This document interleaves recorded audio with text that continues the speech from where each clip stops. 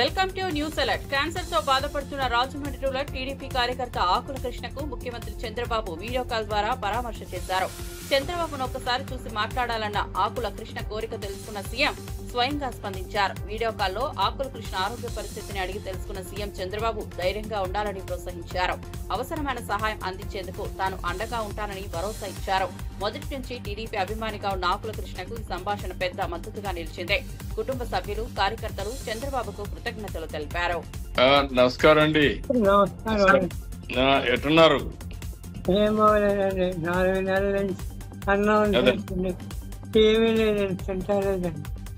అదేనా ఘనపదార్థాలు ఏమీ తింటలేదండి. అదేమ్మా బాబు ఎక్కడ జిఎస్ఎల్ స్వతంత్రాలో చూపించామండి.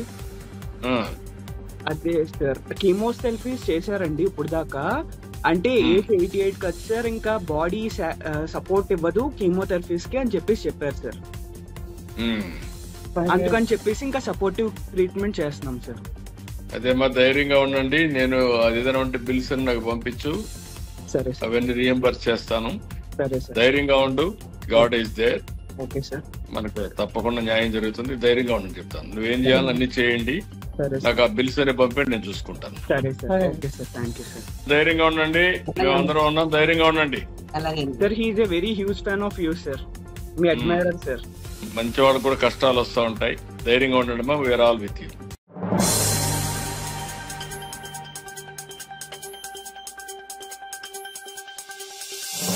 మార్కెట్ ఇంటర్వెన్షన్ స్కీమ్ అంటే ఏంటో కూడా తెలియని వైఎస్ఆర్సీపీ నాయకులు కర్ణాటకలో మామిడి కిలో 16 రూపాయలకి కొనుగోలు చేస్తున్నారంటూ తప్పుడు ప్రచారం చేస్తున్నారని వ్యవసాయ శాఖ మంత్రి అచ్చెన్నాయుడు ఆగ్రహం వ్యక్తం చేశారు. కుటుంబ పాలనపై ప్రజల దృష్టి మళ్లించేందుకు అబద్దాలు ప్రచారానికి తెగబడుతున్నారని ఆయన మండిపడ్డారు. ఏపీలో రైతులను ఆదుకునేందుకు తాము ఇప్పటికే మామిడి పండుపై కిలోకు 4 రూపాయల ప్రోత్సాహక ధర ప్రకటించామన్నారు. ఇది కేంద్రంతో కలిసి రాష్ట్ర ప్రభుత్వం అమలు చేస్తున్న మార్కెట్ ఇంటర్వెన్షన్ పథకం కింద జరుగుతోందని స్పష్టం చేశారు. రైతుల పట్ల వైఎస్ఆర్సీపీ నాటకాలకు ప్రజలు ఓటుతో సమాధానం చెబుతారని హెచ్చరించారు. కేంద్ర ప్రభుత్వం కూడా మార్కెట్ ఇంటర్వెన్షన్ స్కీమ్ కింద మీరు కూడా సహాయపడండి అని కేంద్ర ప్రభుత్వం లేఖ రాస్తే దాని మీద కేంద్ర ప్రభుత్వం ఈ స్కీమ్ లో కర్ణాటకలో మామిడి కొంటామని చెప్పి ఒక జీవో నిందించారు. ఆ జీవో ఏంటి? 4 రూపాయలు రైతుకి ఇవ్వండి, అందులో 2 రూపాయలు మేమిస్తాం, 2 రూపాయలు రాష్ట్ర ప్రభుత్వం ఇస్తుందని ఒక జీవో ఇచ్చారు. ఆ జీవోను పట్టుకొని వైసీపీ నాయకులు, చంద్రబాబు నాయుడు గారు మద్దతుతోనే కేంద్రంలో ప్రభుత్వం ఉంది. కర్ణాటకలో ప్రతిపక్ష నాయకుడు లేఖ రాసి 16,200కి ధర తెచ్చుకున్నారు. రాష్ట్ర ప్రభుత్వం ఆ ప్రయత్నమే చేయలేదు అని ఇష్టానుసారంగా పచ్చి అబద్ధాలు మాట్లాడుతున్నారు. ప్రభుత్వాలారా, కనీసం అవగాహన లేనటువంటి దుర్మార్గులారా, ఎప్పుడు ఏమి దొరుకుతుంది ప్రభుత్వాన్ని విమర్శించాలి, రైతులకి రెచ్చగొట్టాలని.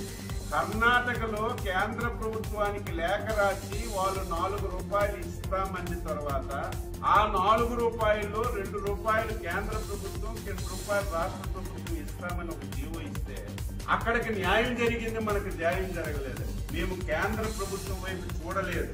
కేంద్ర ప్రభుత్వం సహాయం తర్వాత తెచ్చుకుందాం, ముందు మన రైతుకు మనం మేలు చేయాలని ఆంధ్రప్రదేశ్ ప్రభుత్వమే ముందు కేజీకి 4 రూపాయలు ప్రకటించి రైతుకి మేలు చేస్తున్న విషయం ఈ దుర్మార్గులు ఒకసారి తెలుసుకోవాలి.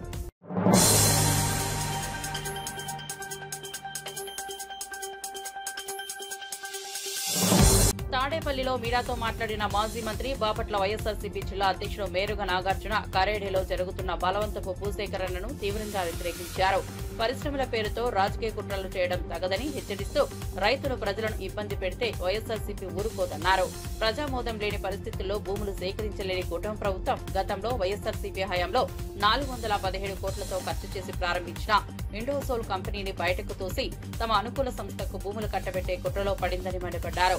కరేడలో భూ కేటాయింపులన్నీ చంద్రబాబు కుట్రల ఫలితమేనని, ఇండోసోల్ అడ్డం పెట్టుకుని వైఎస్ఆర్సీపీపై బోధ చెల్లే ప్రయత్నం చేస్తున్నారని అన్నారు.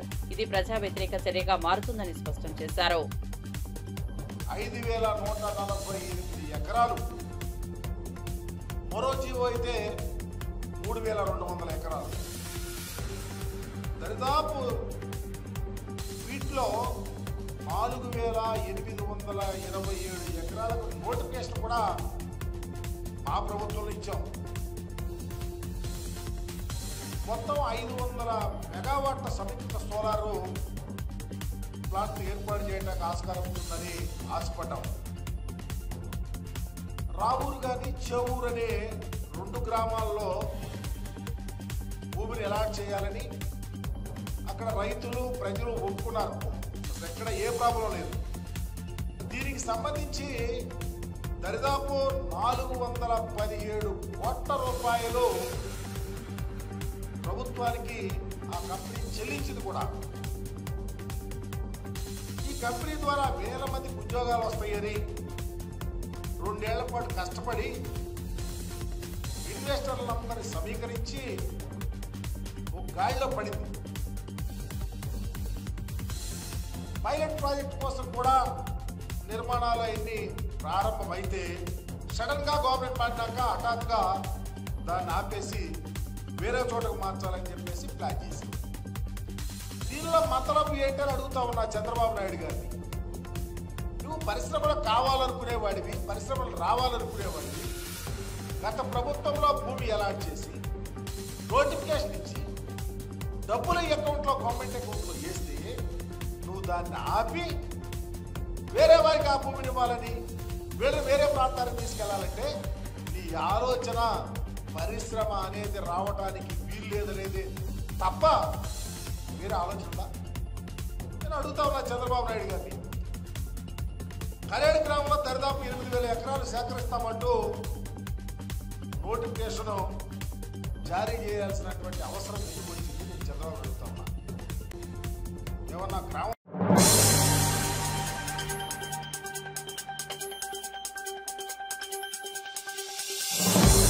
రాష్ట్రంలోని పేదవాళ్లందరికీ సొంతటికల నెరవేర్చడమే కాంగ్రెస్ ప్రభుత్వ ధ్యేయమని ఉప ముఖ్యమంత్రి బట్టి విక్రమార్క అన్నారు. ఖమ్మం జిల్లా మధుర నియోజకవర్గంలో ఇందిరమ్మ ఇండ్ల లబ్ధిదారులకు మంజూరు పత్రాలు పంపిణీ చేశారు. దేశంలోనే ఎక్కడా లేని విధంగా తొలి ఏడాదిలోనే 22,500 కోట్లతో 4.5 లక్షల ఇండ్లకు మంజూరు చేసిన ఘనత కాంగ్రెస్ దని తెలిపారు. 93 లక్షల కుటుంబాలకు సన్నబియ్యం అందిస్తున్నామన్న బట్టి గత 10 ఏళ్ల బీఆర్ఎస్ పాలనలో పేదలను పట్టించుకోలేదని విమర్శలు గుప్పించారు. కాంగ్రెస్ హయాంలోనే పేదలకు నిజమైన సంక్షేమం కనిపిస్తోందని స్పష్టం చేశారు. పేదవాళ్ళు ఏమైపోయినా పర్వాలేదు, వాళ్ళకి ఇల్లు లేకపోయినా పర్వాలేదు, వాళ్ళు ఏ ఇబ్బందులు పడ్డా పర్వాలేదు, మనం మాత్రం పాలకులుగా విలాసవంతమైనటువంటి జీవితాన్ని మనం మాత్రం పాలకులుగా ఈ రాష్ట్రంపై పడి దోపిడీ చేసుకున్నటువంటి ఆలోచనతోనే 10 సంవత్సరాలు పాలన చేశారు తప్ప ప్రజల గురించి ఒక్కసారి కూడా ఆలోచన చేసి ఉంటే ఈ రోజు ఇన్ని లక్షల ఇళ్ళు మళ్ళీ ప్రజలు ఎదురు చూసేవాడు కాదు, ఇవ్వాల్సిన పరిస్థితి వచ్చేది కాదు. ప్రతి ఒక్కరికి తెలంగాణ రాష్ట్రంలో పుట్టినటువంటి ప్రతి కుటుంబానికి రాష్ట్రంలో ఇల్లు ఉండాల్సిందే. ఆ ఇంట్లో ఆత్మగౌరవంతో ఆ కుటుంబం బతకాల్సింది. దానికోసం ఎన్ని వేల కోట్లైనా ఈ రాష్ట్ర ప్రభుత్వం ఖర్చు పెట్టడానికి సిద్ధంగా ఉందని చెప్పడం కోసమే ఈరోజు స్పష్టంగా రాష్ట్ర వ్యాప్తంగా ఈ కార్యక్రమాన్ని చేపట్టి ముందుకు పోతా ఉన్నాం.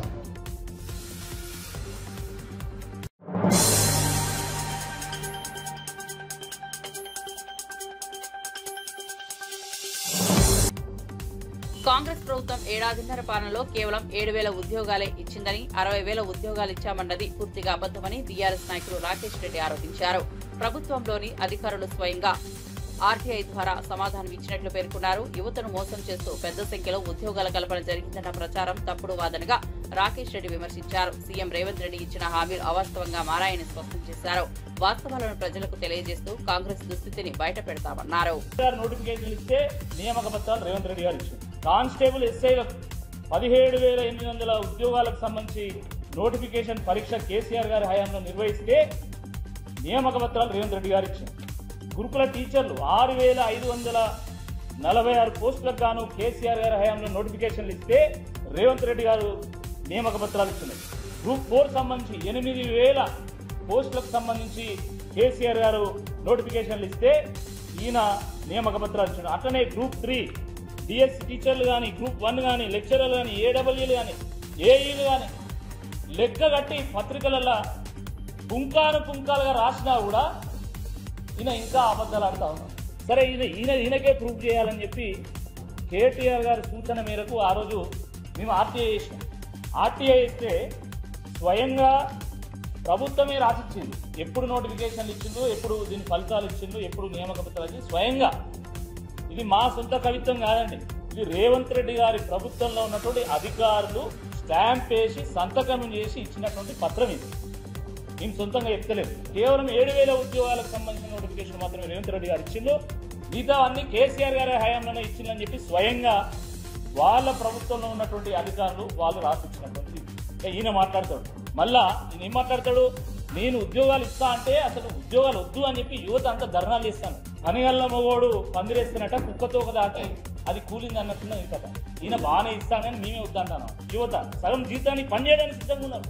ఇవ్వు సగం జీతానికైనా నువ్వు ఉద్యోగం ఎవడొద్దుంటున్నావు చెప్పు. నువ్వు ఉద్యోగం ఇస్తా అంటే వద్దన్నోడు ఎవడో ఒకసారి నిలబెట్టు, ప్రెస్ ముందు నిలబెట్టు. సిగ్గుండాల ముఖ్యమంత్రి గారికి. చట్టసభల్లో అబద్ధాలే మాట్లాడుతావు, పబ్లిక్ స్పీచ్లో కూడా అబద్ధాలే మాట్లాడు. రా దమ్ముంటే రా, నువ్వే సవాల్ విసిరినావు కదా. నీ సవాల్ని కేటీఆర్ గారు స్వీకరించి 8వ తారీఖు సోమాజిగూడ ప్రెస్ క్లబ్లో 11 గంటలకు వస్తాను. రా దమ్ముంటే రా, నువ్వు చర్చించు. రైతులకు నువ్వేం చేసినావు, కేసీఆర్ గారు ఏం చేసిందో తేలాలి, ప్రజల ముందు కూడా పెట్టాలి, చర్చ పెట్టాలి. నువ్వు అన్నావు కదా గ్రామాలలో నేను చర్చ పెట్టింది, సావుకాడ చర్చ పెట్టుకుంది. సావుకాడ కూడా చర్చ పెట్ట ఉన్నాడు ఆయనే. నీకు సావుకాల వచ్చింది కాబట్టి నీ ప్రభుత్వానికి సావుకాడ చర్చ పెట్ట ఉన్నావు. మీరు గ్రామాల్లో ఏం జరుగుతుంది, గ్రామాల్లో కాంగ్రెస్ పార్టీ నాయకులు కార్యకర్తలు తిరగలేని పరిస్థితి. 4 రోజులు పోతే హెల్మెట్లు పెట్టుకొని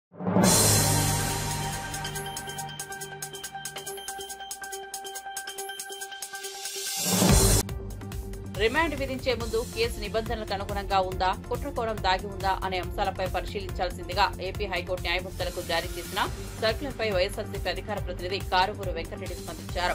ఈ సర్క్యులర్ న్యాయ వ్యవస్థపై ప్రజల్లో నమ్మకం పెంపొందించేలా ఉందన్నారు. రెడ్ బుక్ అండతో ఏపీలో ఇష్టారీతన కేసులు పెట్టి అరెస్టులు జరుగుతున్న ప్రస్తుత పరిస్థితుల్లో ఈ న్యాయపరమైన జోక్యం ప్రజాస్వామ్యానికి భరోసానిచ్చే విధంగా ఉందన్నారు. ప్రభుత్వం నిర్బంధ రాజకీయం చేస్తుంటే న్యాయ వ్యవస్థ పక్షపాతం లేకుండా వ్యవహరిస్తోందని తెలిపారు. ప్రజాస్వామ్య పరిరక్షణకు ఇది శుభ సంకేతమని అన్నారు. మార్గదర్శకాలను తప్పకుండా పాటించాలని పేర్కొంటూ మెజిస్ట్రేట్లకు హైకోర్టు జారీ చేసినటువంటి సర్క్యులర్ నెంబర్ 8/2025 నిన్న date 5/7/2025 ROC number 99/SO/2023 high court of Andhra Pradesh Amaravati clear గా చెప్పారు. రిమాండ్ విధించేటప్పుడు ఒక రూల్స్ ఉంటాయి. అసలు రిమాండ్ విధించే ముందు అసలు కేసులో ఏం కేసు, అది దేనికి సంబంధించి రిమాండ్ వేస్తున్నాం, ఆ కేసులో ఉన్నటువంటి అది ఏమన్నా నిజంగా కుట్రపూరితంగా ఉందా లేదా ఎంక్వైరీ చేయకుండా మెజిస్ట్రేట్లు మీరు డైరెక్ట్ గా నిర్ణయం తీసుకోవద్దు అని చెప్పి అనేక సందర్భాల్లో అంతకుముందు ఎలా చెప్పిందో సేమ్ మళ్ళీ ఇప్పుడు కూడా కోర్టు అదే విధంగా ఈసారి సర్క్యులర్ జారీ చేసింది. ఒకవేళ ఆ సర్క్యులర్ గాని విరుద్ధంగా మీరు గాని పాటిస్తే అంటే తమ మార్గదర్శకాలను మెజిస్ట్రేట్లు ఖచ్చితంగా పాటించాలని, ఒకవేళ ఉల్లంఘిస్తే శాఖాపరమైనటువంటి విచారణలతో పాటు కోర్టు ధిక్కార చర్యలు కూడా తీసుకుంటామని చెప్పి హెచ్చరికలు జారీ చేస్తూ నిన్న హైకోర్టు ఇచ్చినటువంటి సర్క్యులర్. ఎందుకంటే మీరు చూస్తా ఉన్నారు, ఏడాది కాలంలో ఇక్కడ రెడ్ బుక్ అనేటటువంటి పిచ్చి కుక్కను అంట పెట్టుకుని ఎవరి మీదకి పడితే వాళ్ళ మీదకి నారా లోకేష్ వదులుతూ సోషల్ మీడియాలో పోస్ట్ పెట్టారని కేసు, నీకు 15 ఎందుకు రాలేదంటే కేసు, నీకు 18 ఎందుకు ఇవ్వలేదంటే కేసు, అయ్యా ఉచిత బస్సు ప్రయాణం ఇస్తా అన్నావు ఎందుకు ఇవ్వలేదంటే కేసు, 20 లక్షల ఉద్యోగాలు ఇస్తా అన్నావు ఎందుకు ఇవ్వలేదంటే కేసు, అమ్మ ఒడి ఎందుకు రాలేదంటే కేసు, అదేవిధంగా ఎవరన్నా ఒక వ్యంగ్యంగా ఒక కార్టూన్ రూపంలో వేస్తే కేసు, ఇవాళ కవితల రూపంలోనో రచనల రూపంలోనో పాటల రూపంలోనో లేదంటే వాళ్ళు ఇంకేదన్నా వాళ్ళు ఒక ప్రశ్నల రూపంలోనో సంధిస్తే కేసు. ఎప్పుడో 2017లో నంది అవార్డులని పోసాని కృష్ణమురళి గారు కమ్మ అవార్డులు అన్నాడని చెప్పి ఎవరో జనసేనకు సంబంధించినటువంటి మనీ అనే అతనికి 8 సంవత్సరాల తర్వాత మనోభావాలు దెబ్బతిన్నాయని చెప్పి కేసు పెట్టి అరెస్ట్ చేసి ఈ రాష్ట్రం అంతా తిప్పినటువంటి పరిస్థితి. అనేక సందర్భాల్లో చెప్పారు రిమాండ్ మీరు వేసేటప్పుడు అసలు ఎందుకు వేస్తున్నారు, యాంత్రికంగా వేయొద్దని చెప్పి మెజిస్ట్రేట్లకు అనేక సందర్భాల్లో చెప్పారు. 7 ఏళ్ల కన్నా తక్కువగా శిక్ష పడేటటువంటి కేసుల్లో మీరు అరెస్టులు చేయొద్దు, వాళ్ళని పిలవండి విచారణకి. డిఎస్పీ ఆధ్వర్యంలో 14 రోజుల్లో విచారణ పూర్తి చేసి అప్పుడు నిజంగా అది కుట్రపూరితంగా ఉండుంటే అప్పుడు మీరు అరెస్టు చేసి అప్పుడు మీరు మెజిస్ట్రేట్ దగ్గర నిలబెట్టాలి తప్ప.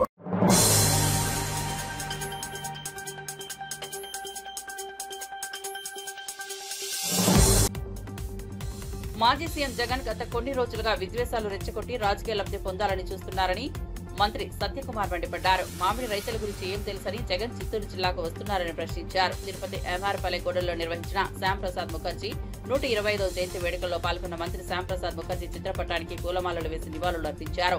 దేశ సమైక్యతకు ప్రాణత్యాగం చేసిన నేతను గుర్తు చేసుకుంటూ రాజకీయ లబ్ధి కోసం శవ రాజకీయాలు చేయడం తగదన్నారు. జగన్ పర్యటనల ప్యాకేజీకి ప్రజలు తగిన గుణపాఠం చెబుతారని హెచ్చరించారు. జగన్మోహన్ రెడ్డి గారు మీరు గత కొన్ని రోజులుగా విన్నారో గమనించారో లేదు, నిజంగా వారు రైతుల తరపున ప్రజల తరపున పోరాడేలా ఉంటే తప్పులేదు. గతం నుంచి వారు పాఠాలు నేర్చుకున్నారు అనుకోవచ్చు, కానీ వారు పాఠాలు నేర్చుకున్నట్టుగా కనిపించడం లేదు. ఉద్దేశాలు రెచ్చగొట్టడం, వైషమ్యాలను రెచ్చగొట్టడం, తద్వారా రాజకీయ లబ్ధి పొందడం. మీరు పరామర్శకు వెళ్లాలా, రైతుల తరపున పోరాడాలా అంటే మంచిది వెళ్ళదు, కానీ వేల మందిని చాలా నిస్సిగ్గుగా 10,000 మందికి మాకు అనుమతి ఇవ్వాలా, రైతులను పరామర్శించడానికి 10,000 మంది నాకు అవసరం ఏదో నాకు అర్థం కావట్లేదు. ఏం చేయాలనుకుంటున్నారు? అక్కడికి వెళ్లి రైతుల మాట వింటారా? లేదు.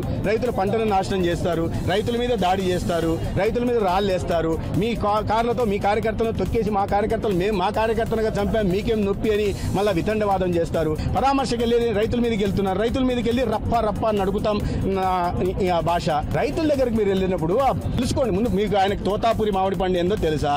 గతంలో తోతాపురి మామిడి పండుకు ఎంత రేటు పలికేదో తెలుసా? వారి కంపెనీల తరపున ఏనాడైనా కూర్చోపెట్టి సమీక్ష చేసి కంపెనీని ఈ రేటు కొనాలని చెప్పడం జరిగిందా? ఏనాడైనా మార్కెట్ ఇంటర్వెన్షన్ చేసే ప్రయత్నం జగన్మోహన్ రెడ్డి గారు 5 సంవత్సరాల్లో చేశారా?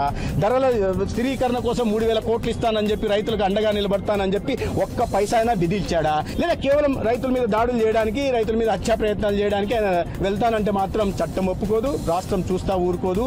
ఇటువంటి ఒక వికృత మానసిక తత్వం ఉన్న వాళ్ళని ప్రోత్సహించే ప్రసక్తే లేదు.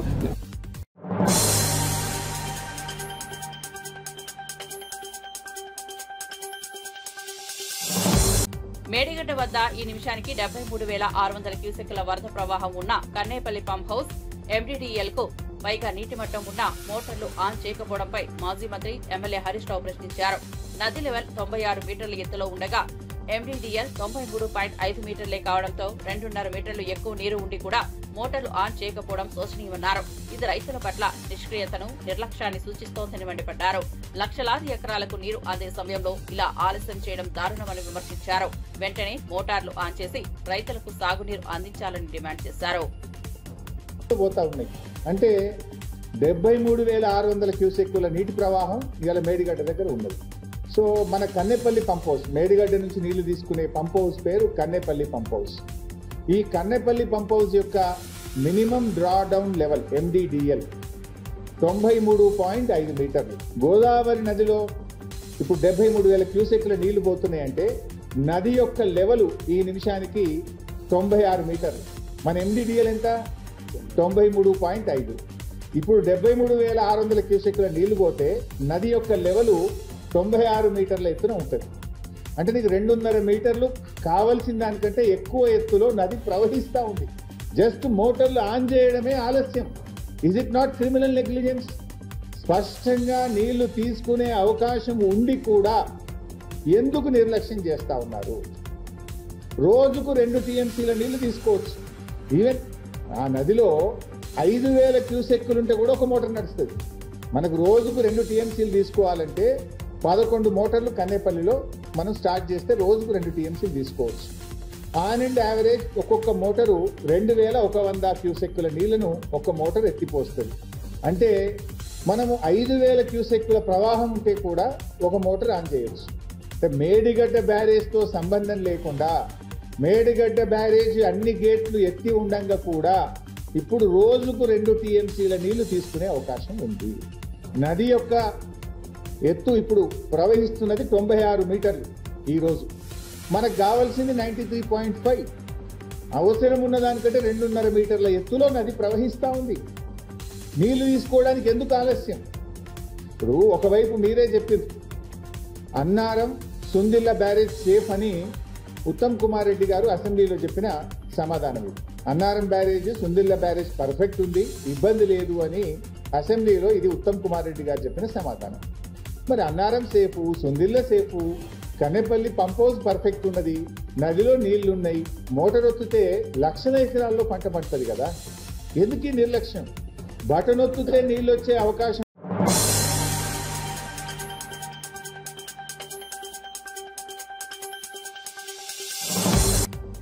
తెలంగాణ రాష్ట్ర సాధనకు కాంగ్రెస్ పార్టీ చేసిన కృషి అశేషమని టీపీసీసీ ప్రధాన కార్యదర్శి గజ్జెల కాంతం అన్నారు. రాష్ట్ర విభజన అప్పట్లో గడగడలాడిన సమయంలో కూడా కాంగ్రెస్ నేతృత్వం మిగిలిన పార్టీలన్నింటికన్నా ముందంజ వేసిందని గుర్తు చేశారు.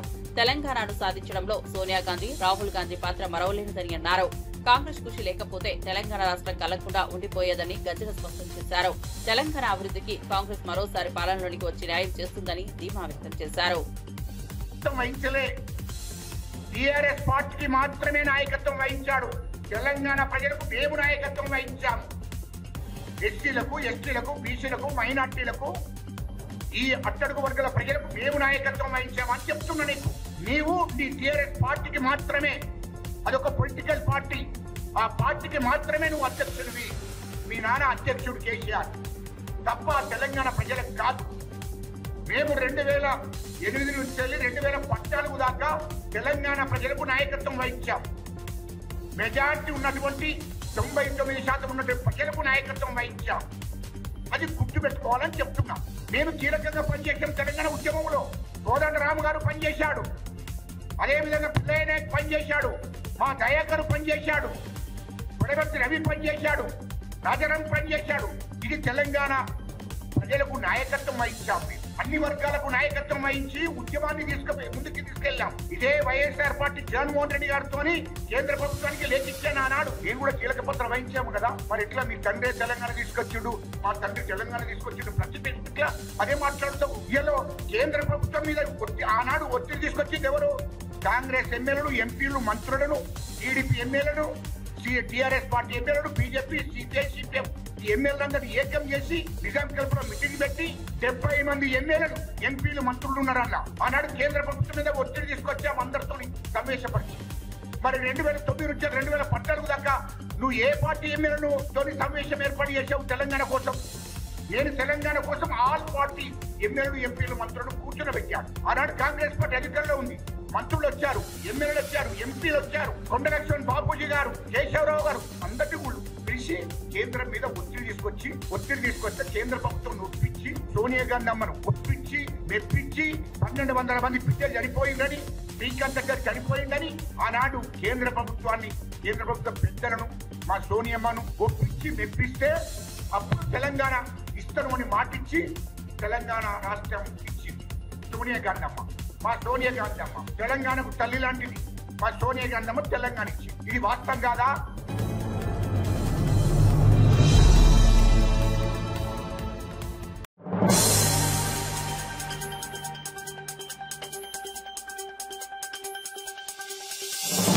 పెనుగొండ హాస్టల్లో కలుషిత ఆహారం అందించిన ఘటనపై టెక్కలి వైఎస్ఆర్సీపీ మహిళా నాయకురాలు కొర్ల శిరీష మండిపడ్డారు. మంత్రి సవిత సొంత నియోజకవర్గంలోనే పేద పిల్లలు అనారోగ్యానికి గురై ఆసుపత్రి పాలవడం అంటే ఇది ప్రభుత్వ నిర్లక్ష్యానికి నిదర్శనమన్నారు. ఘటనపై ప్రభుత్వం తూతూ మంత్రంగా వ్యవహరిస్తోందని ఆరోపించారు. పిల్లల తల్లిదండ్రులు తీవ్ర కలవరానికి గురవుతుండగా ప్రభుత్వం మాత్రం జవాబుదారీగా లేకుండా వ్యవహరిస్తోందని విమర్శించారు. పాఠశాలలో విద్యార్థుల ఆరోగ్యంపై దృష్టి పెట్టాల్సిన సమయంలో ప్రభుత్వం మౌనంగా ఉండటం బాధాకరమన్నారు. తక్షణమే బాధ్యులపై కఠిన చర్యలు తీసుకోవాలని డిమాండ్ చేశారు. ఈ రోజు శ్రీ సత్యసాయి జిల్లా పెనుగొండ నియోజకవర్గంలో కస్తూరిబా పాఠశాలలో కలుషితమైనటువంటి భోజనం చేయడం వల్ల సుమారు 25 మంది విద్యార్థులు అస్వస్థకు గురయ్యారు. ఈ రోజు వాళ్ళు డయేరియా, వొమిటింగ్స్ తో సఫర్ అవుతూ చికిత్స పొందుతా ఉన్నారు. పెనుగొండ నియోజకవర్గం అనేది బీసీ వెల్ఫేర్ మినిస్టర్ సమిత గారి సొంత నియోజకవర్గం. ఈ రోజు ఆ సంఘటన జరిగి ఈ రోజుకి 2 రోజులు అవుతున్నా సరే కనీసం ఈ విషయం పైన స్పందించడం కానీ వచ్చి ఆ విద్యార్థిని పరామర్శించినటువంటి పరిస్థితి లేదు. అదే నియోజకవర్గానికి వైఎస్ఆర్ కాంగ్రెస్ పార్టీ మాజీ మంత్రి ఉషశ్రీ గారు సమన్వయకర్తగా ఉన్నారు. ఆమె దృష్టిలోకి ఈ విషయం రాగానే కొంతమంది నాయకులతో కలిసి ఆమె వెళ్ళి అక్కడ ఉన్నటువంటి విద్యార్థుల్ని పరామర్శించారు. ఈ విషయం తెలియగానే ఇమీడియట్గా సమిత గారు అక్కడికి వచ్చి వెంటనే వారిని పరామర్శించారు. అంటే కూటమి పాలనలో విద్యార్థుల పైన ఎంత అశ్రద్ధ ఉంది, ఎంత బాధ్యతారహితంగా వ్యవహరిస్తున్నారు ఈ ఒక్క సంఘటన ద్వారా మనకు అర్థమవుతా ఉంది. అలాగే మరి ఈ నెల 1వ తేదీన పాయకరావుపేట హోమ్ మినిస్టర్ అనిత గారి సొంత నియోజకవర్గంలో మరి బీసీ బాలికల హాస్టల్కి సందర్శించారు. ఆ పిల్లలతో పాటు ఆమె తింటూ ఆమె ప్లేట్లో నుంచి ఒక కాక్రోచ్ తీసి ఆమె చూపించారు. ఆ వీడియో అందరూ కూడా చూడటం జరిగింది. ఉన్నతమైనటువంటి చదువు మీరు అందించలేకపోతున్నారు, ఎలాగ విద్యా వ్యవస్థను భ్రష్టు పట్టించారు. కనీసం పిల్లల ఆరోగ్యం పట్ల అయినా సరే మీకు శ్రద్ధ ఉండాలి కదా. నాణ్యమైనటువంటి భోజనం అందించాలి, మంచి డ్రింకింగ్ వాటర్ ప్రొవైడ్ చేయాలి, మినిమం ఫెసిలిటీస్ ప్రొవైడ్ చేయడం అన్నది ప్రభుత్వం తాలూకా బాధ్యత. మరి విద్యాశాఖ మంత్రిగా ఉన్నటువంటి లోకేష్ గారు ఏం చేస్తా ఉన్నారంటే ఎంతసేపు రెడ్ బుక్ రాజ్యాంగాన్ని అమలు చేయడం, అక్రమ కేసులు పెట్టడం, అక్రమ అరెస్టులు చేయించడమే తప్ప మీరు ఒక విద్యాశాఖ మంత్రి అనే విషయాన్ని మర్చిపోయి కనీసం విద్య పైన ఎలాగా దృష్టి పెట్టట్లేదు. కనీసం పిల్లలు ప్రాణాలతో చెలగాటం ఆడకూడదు కదా, అట్లీస్ట్ వారికి మినిమం ఫెసిలిటీస్ ప్రొవైడ్ చేయవలసిన బాధ్యత మీ పైన ఉంది. మనం చూసుకుంటే వైఎస్ జగన్మోహన్ రెడ్డి గారి హయాంలో గోరుముద్ద అనే పథకం ద్వారా ప్రభుత్వ పాఠశాలలో ఉన్న విద్యార్థులకి ఎంత నాణ్యమైనటువంటి మధ్యాహ్న భోజనం రోజుకు ఒక మెనూతో అందించాలో మనందరం కూడా చూసాం. మరి ఈ రోజు పరిస్థితి చూస్తే దానికి భిన్నంగా ఉంది. దయచేసి ఇలాంటివి మళ్ళీ జరగకుండా ప్రభుత్వం, విద్యాశాఖ మంత్రిగా ఉన్న లోకేష్ గారు దీనిపైన చర్యలు తీసుకోవాలి. ఇలాంటివి మళ్ళీ జరగకుండా, ముఖ్యంగా పిల్లలు ప్రాణాలతో చెలగట్టమాడకుండా మళ్ళీ ఇలాంటివి జరగకుండా చూసుకోవాల్సిన బాధ్యత మీ పైన ఉంది.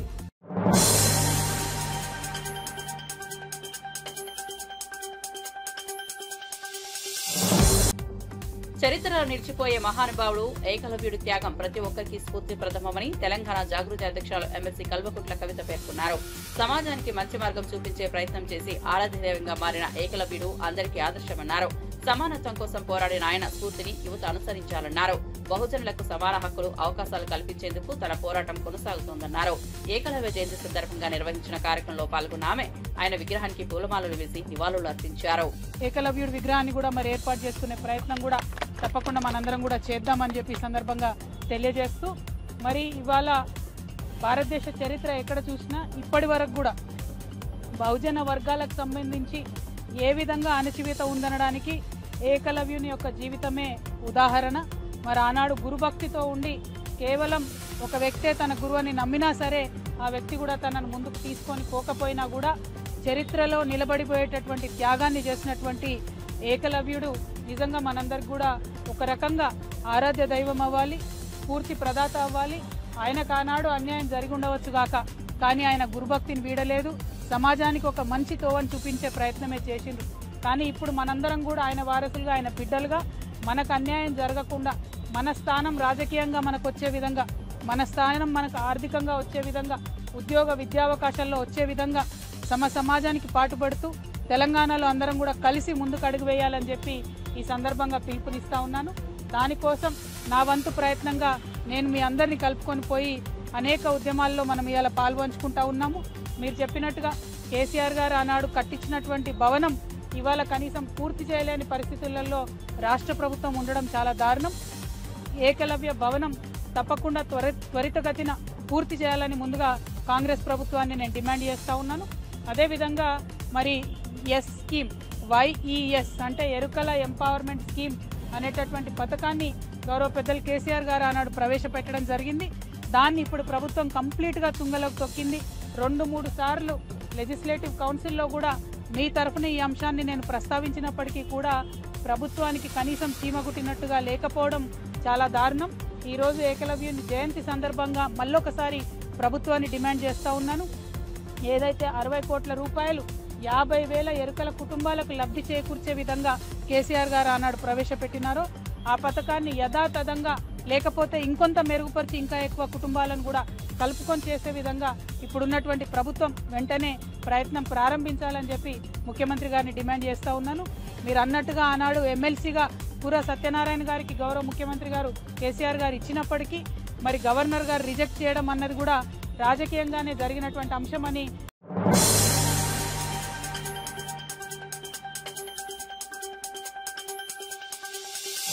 తిరుమల తరిగొండ వెంగమామ అన్నప్రసాద కేంద్రంలో భక్తులకు రాత్రి వేళల్లోనూ వడలను వడ్డించే కార్యక్రమాన్ని టీటీడీ చైర్మన్ బీఆర్ నాయుడు ప్రారంభించారు. ప్రారంభోత్సవంగా స్వామివారి చిత్రపటానికి వడలు సమర్పించి పూజలు చేసిన అనంతరం భక్తులకు వడ్డించారు. భక్తులకు అన్నప్రసాదంతో పాటు వడల రుచి బాగా నచ్చిందని వారు సంతృప్తి వ్యక్తం చేశారని బీఆర్ నాయుడు తెలిపారు. తిరుమలలో భక్తులకు మరింత మెరుగైన సౌకర్యాలు అందించేందుకు టీటీడీ చిత్తశుద్ధితో పనిచేస్తోందని పేర్కొన్నారు.